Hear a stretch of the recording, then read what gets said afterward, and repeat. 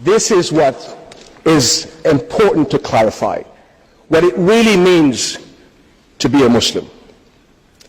And I and countless other Muslims have been taught from our earliest years that our religion demanded respect and caring for others.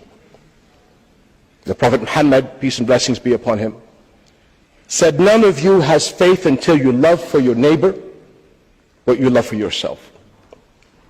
This is what it means to be a Muslim.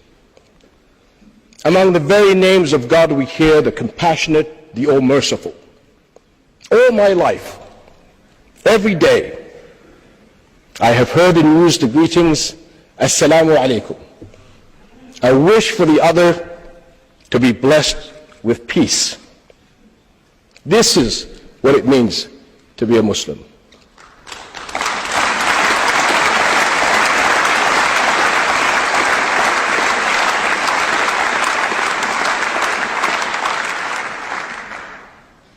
More than 1,000 years ago, before the Geneva Conventions,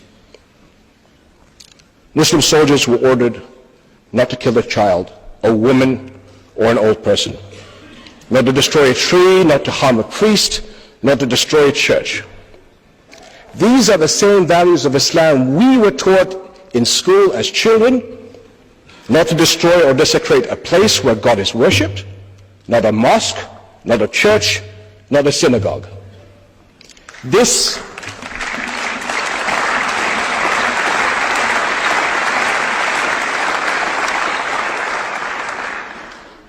is what it means to be a Muslim.